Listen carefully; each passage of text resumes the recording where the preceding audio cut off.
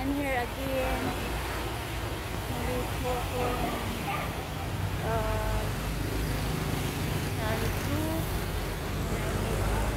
I make a review again for my viewers. Narito po ako ngayon sa Astro. So pasensya na po if I have a mask because I'm here in along the highway, the Astro. So have pollution.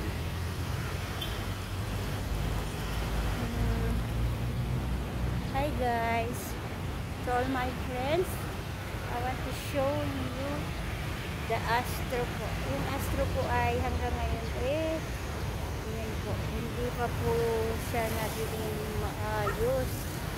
So still under construction pa po yung Astro. So hanggang ngayon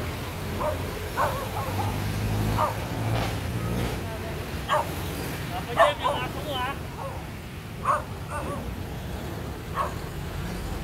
dito po dati po super ganda po ng Astro, but right now still in under construction pa po. So maayos, ayan po, hindi pa po siya magandang pasyalan. Ayan po. So unlike po nung before pandemic, that was my first time here and it was my first time po here in Angeles. I've been in Venice. I tried one piso in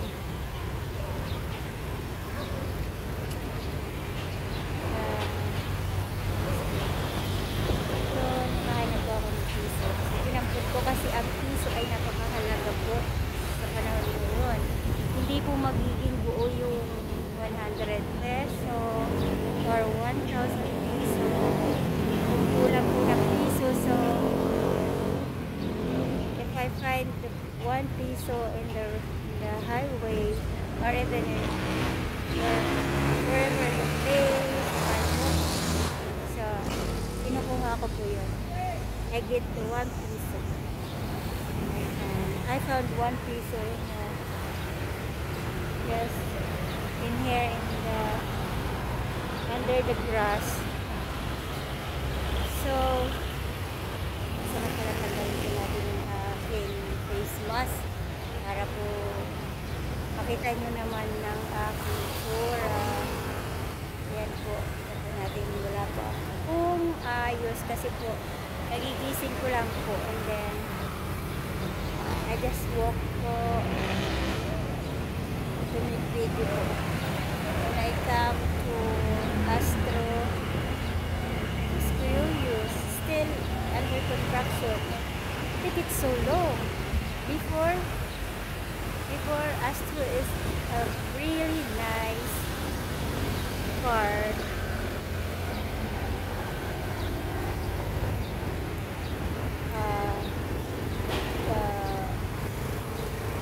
Here in Angeles, this is the nice spot.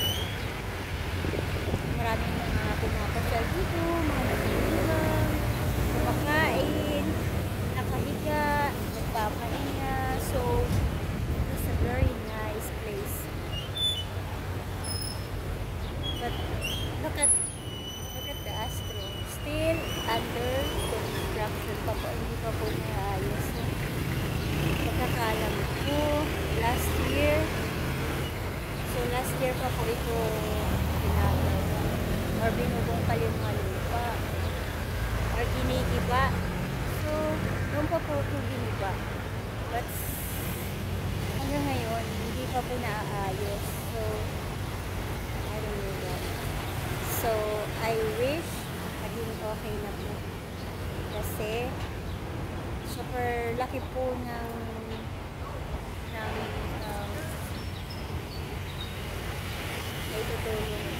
naitutulong yung place na to sa mga tao na nagtatanggal ng stress, if you want relaxing, so you can go here in Astro Park and then you can get fresh air, even yeah, a lot of cars around here in the Astro Park.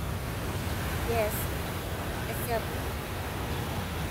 no need electric fan if you want to come here in this place because napakaganda pong pasyalan ito. The place sobrang lawak po yan, napakalawak po yan.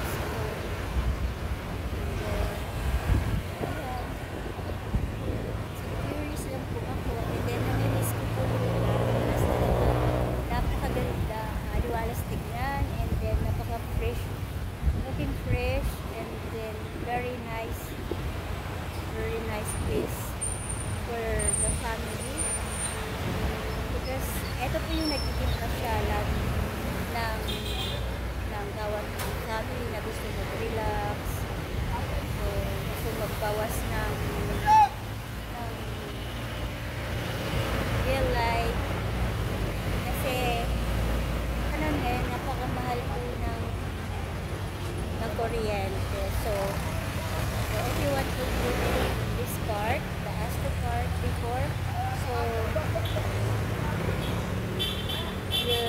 your stress is getting erased because it's makakasagot ka ng it's a nice view and you have fresh air, so it's a fresh air. So napakaganda naman talaga ng place na ito. Ayun. Dito. Ayan. Pero hindi pa po ngayon madali na tingnan. Kasi marami pa pong kabataan doon. Mga tumatangkay. Kasi po talaga maganda dito ang pahangin. Sobrang ganda po. So, yun lang po. I was showing you the place in Astro Park. So, see you next time. Hope you like watching my YouTube channel, Nita Ida, and please hit my bell. Thank you for subscribe, likes, and comments. Thank you so much to all my subscribers. Hope you like